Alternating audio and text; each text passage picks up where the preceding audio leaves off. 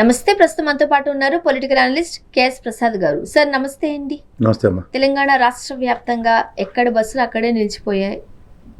ఇంకా ప్రైవేట్ పరిస్థితి అయితే మనం చూసాము, ప్రజల్ని దండుకుంటున్నారు. ఏంటి సార్, ఎందువల్ల అంటారు ఈ పరిస్థితి వచ్చింది? ఇది ప్రభుత్వం కొన్ని నిర్ణయాలు, కాలయాపన, తర్వాత రేవంత్ రెడ్డి గారు ఈ మధ్యన ఆయన నోట్లోంచి వచ్చిన మాటకి టంగని దానికి విభిన్నంగా జరుగుతుంది. మొన్న ఆయన సభలో ఆర్టీసీ మీద ఎంతోమందికి ఉచిత ప్రయాణం, కోట్లాది మందికి ఇది ఏదని చెప్పి అన్నీ చెప్పేసరికి టక్కని పెరుగుబడినట్టు పడింది ఆర్టీసీ సమ్మె అని.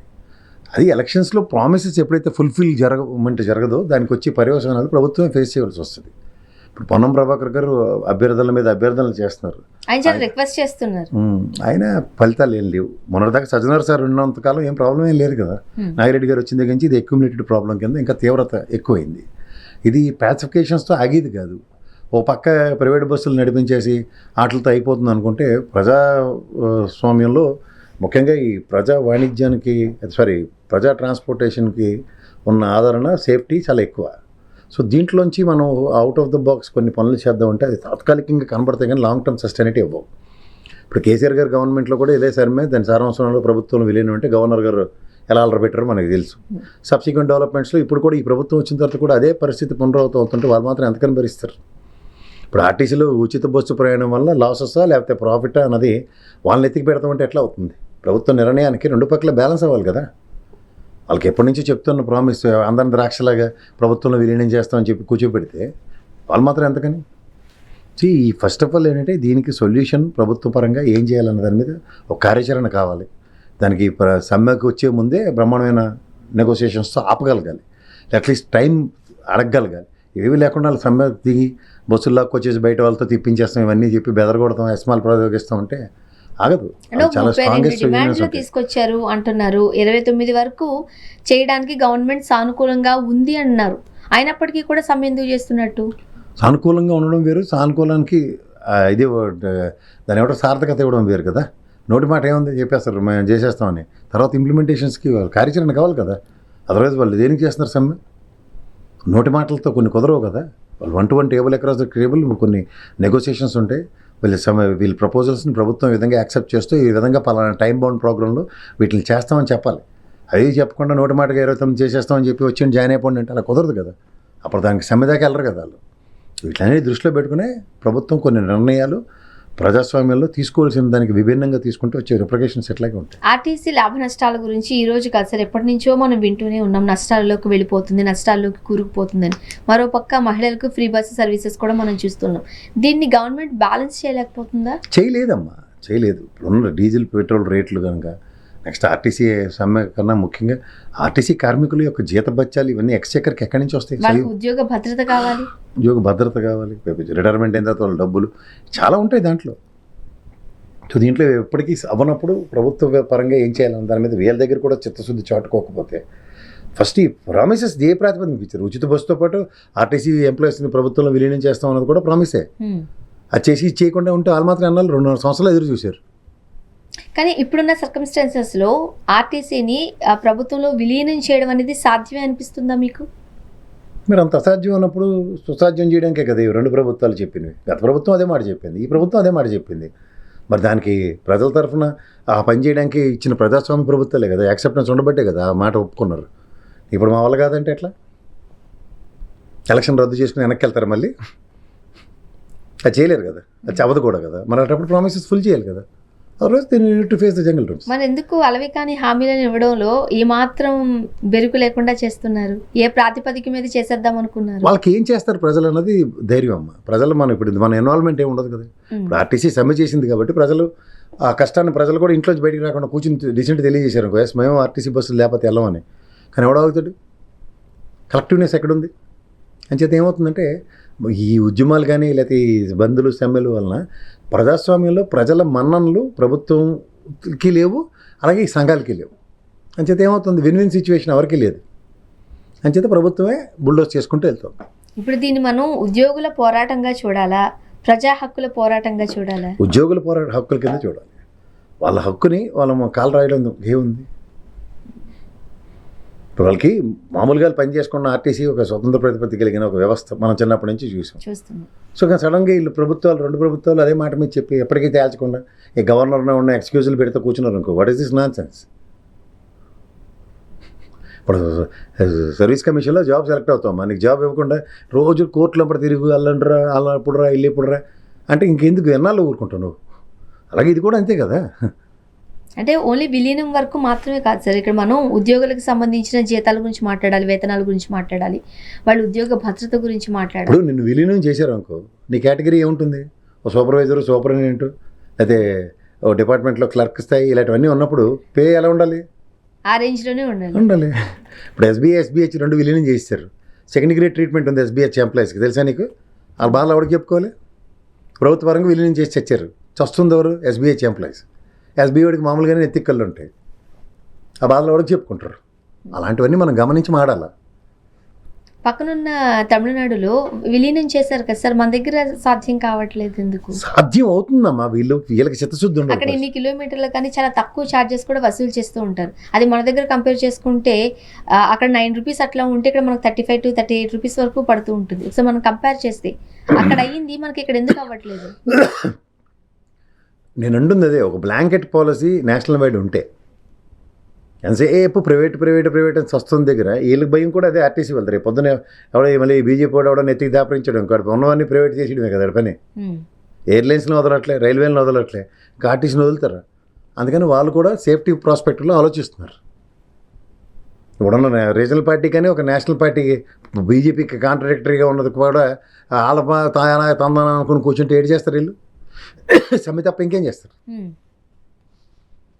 ఇదే ప్రభుత్వం ఉన్నప్పుడు ప్రైవేట్ చేయం అన్నది ఒక భరోసా ఉంటుంది కదా, ప్రభుత్వం నడుపుతుందని. కానీ ఈసారి మాత్రం ఆర్టీసీ కార్మికులు చాలా గట్టిగానే పట్టుబట్టారు కాబట్టి లాస్ట్ టైం కూడా ఇంతకన్నా గట్టి చేశారమ్మా, ఏముంది అవుట్కమ్ ఏమైంది? ఇప్పుడు కూడా కాంప్రమైజ్ అవ్వాల్సిందే అంటారా, లేకపోతే ప్రభుత్వం ఏమైనా దిగొచ్చే అవకాశం కనిపిస్తోంది? ఇప్పుడు రెక్కాడితే కానీ దొక్కాడిన పరిస్థితులే అందరివి. ఎంప్లాయీ అంటేనే అదే పరిస్థితి. ఎవడు కుటుంబంలో ఎవడవుతారమ్మా? ఏదైనా ఉద్యమ నేపథ్యంలో ప్రతిరోజు ఈరోజు ఉన్న ఆవేశం రేపు ఉంటుందా, రేపు ఉన్న ఆవేశం ఎల్లుండి ఉంటుందా? అలాగే ప్రభుత్వం కూడా అలాగే టెస్ట్ చేస్తుంది వాళ్ళని.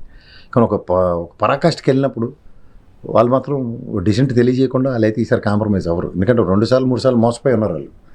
ఈసారి తేడా పేడే ఉంటే ఉంటుంది అన్నట్టుగానే కనిపిస్తున్నారు. మరి చూడాలి ఏం జరుగుతుంది. అదే కనబడుతుంది. అండ్ మరొక అంశం సార్, ఇప్పుడు కాళేశ్వరం ప్రాజెక్ట్కి సంబంధించి అక్రమాలు జరిగాయంటూ విచారణ చేపట్టడం కోసము ఆ ఘోష్ కమిటీ మనం చూసాం. దానికి హైకోర్టు ఇచ్చిన తీర్పు కాస్త బీఆర్ఎస్ కోర్టుని ఇచ్చే అంశమే. మొన్న ఆయన బయటకు వచ్చారు, చాలా గట్టిగా మాట్లాడారు. కేసీఆర్ గారు మళ్ళీ జూలు విదిలించుకుని బయటకు వచ్చారు. ఇది కాస్త పాజిటివ్గా కనిపిస్తోంది. ఇప్పుడు రేవంత్ రెడ్డి గారికి ఒక శ్రీశంకు స్వర్గం. ఆయన ఇప్పుడు ఇంకా కాలక్షేపం మాటలు ఇంకేం మాడాలో అర్థం కావట్లేదు. 2.5 సంవత్సరాలు బట్టి దాన్ని రిపేర్ చేసి కాళేశ్వరం ప్రాజెక్ట్ని మేడిగడ్డిని పునరుద్ధరించే కార్యక్రమం ఎక్కడ బృహత్తర కార్యక్రమం మొదలెట్టకుండా ఎంతసేపు కేసీఆర్ మీద, కేటీఆర్ మీద, హరీష్ రావు మీద పడి ఏడ్చుకుంటూ కాలక్షేపం చేసుకుని వచ్చారు. ఇప్పుడు మొదలెడితే గుండె వచ్చేసారు, హైకోర్టే గుండె వచ్చేసింది ఇప్పుడు. సో అంచేత ఇలాంటివి కుదరవు. సంచేత కాళేశ్వరం అంటే కూలేశ్వరం లక్షల కోట్లు తినేశారు, బదనాం చేసుకుంటూ వచ్చారు. మరి బదనాం చేసిన దానికి కోర్టు అయినా సహకరించాలి కదా. ఎక్కడో దగ్గర ధర్మ పరిరక్షణ అనేది జరుగుతుంది. ఎందుకంటే నీళ్లు నిధులు నియామకాలు అన్న ప్రాతిపదిక మీద ఏర్పడిన ఈ రాష్ట్రంలో ఇప్పుడు నీటి కోసం ఒక బృహత్తర కార్యక్రమం స్టేట్ గవర్నమెంట్లో చేసుకోకుండా ఎలా ఉంటారు?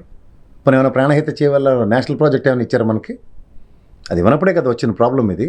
సో అప్పుడు ఏమవుతుంది? స్వయం ప్రతిపత్తితో మన రాష్ట్రం డబ్బులతో మనం ఖర్చు పెట్టి మనం ఏదో కింద మీద పెడితే నేషనల్ లెవెల్లో డిపిఆర్ రిపోర్ట్ని యాక్సెప్ట్ చేస్తూ దాని అవకతవకల మీద ఆల ప్రత్యక్ష అవగాహన ఉండాలి. కేసీఆర్ గారు ఏమైనా తాపీ మేస్త్రి పని చేసాడు అక్కడ కూర్చుని. సో ఇవన్నీ గమనించకుండా ఏది పడితే అది మారుతుంటే ఎట్లా అవుతుంది? సో ఇవన్నీ మనం ఏంటంటే ఈ రేవంత్ రెడ్డి గారి కాలక్షేపాల కార్యక్రమంలో మిగిలిన వాళ్ళందరూ స్పెక్టేటర్స్లో చూస్తున్నారు. ఇప్పుడు రేపటి నుంచి జరగబోయే పరిణామాలు ఏముంటాయి చూడు. ఇదంతా టెంపరీ రిలీఫ్ అనుకోవచ్చా, లేకపోతే మాయైతే సుప్రీంకోర్టుకి వెళ్తారు, క్లీన్ చిట్ గ్యారంటీ. ఇప్పుడు ఇదే మాడద్దని చెప్పారు కదా. ఇప్పుడు రేవంత్ రెడ్డి గారు చచ్చినట్టు ఇప్పుడు దాని రిపేర్ కార్యక్రమాల్లో బృహత్తర కార్యక్రమం కింద పెట్టుకుని చేయాలి. అలాంటి వాడిని పిలిచి అడగట్టాడు కదా. సో అంటే ఇటు ఈ సంఘటన రాజకీయంగా ఎలాంటి ఎఫెక్ట్ పడుతుంది అంటారు? ఖచ్చితంగా రేవంత్ రెడ్డి గారికి కాంగ్రెస్కి డ్యామేజ్.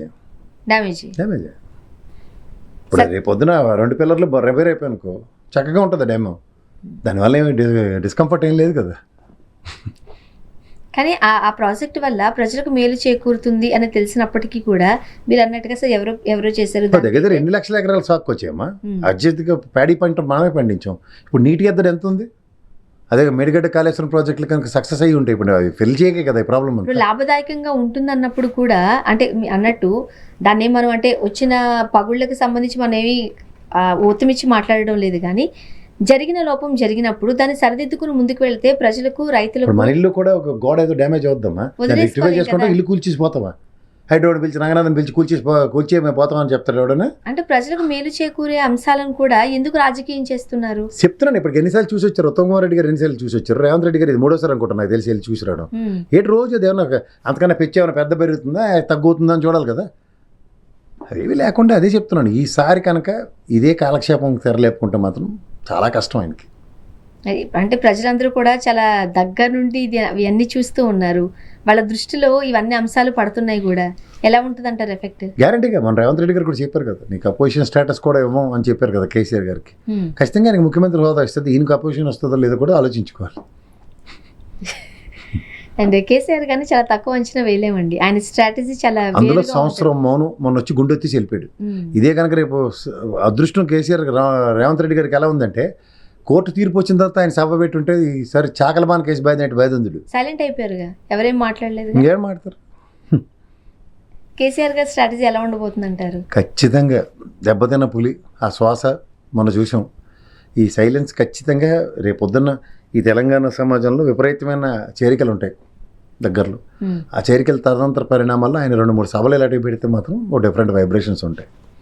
తొందరగా కోయిలే, అందులో ఆయన చాలా రాజకీయ దురంధరుడు. ఆయన ఇప్పటి వరకు ఫామ్ హౌస్కే పరిమితం అయిపోయారు, ఎక్కడా కనిపించలేదు తన మాట. ఫామ్ హౌస్ అన్నది చేసి ఒక ర్యాగింగ్, అది ఆయన అక్కడ రాజకీయ చతురత అక్కడ ప్రదర్శిస్తుంటాడు, అంతకన్నా ఇంకెళ్ళి. కావాలనే ఇన్ని రోజులు మౌనం వహించారా?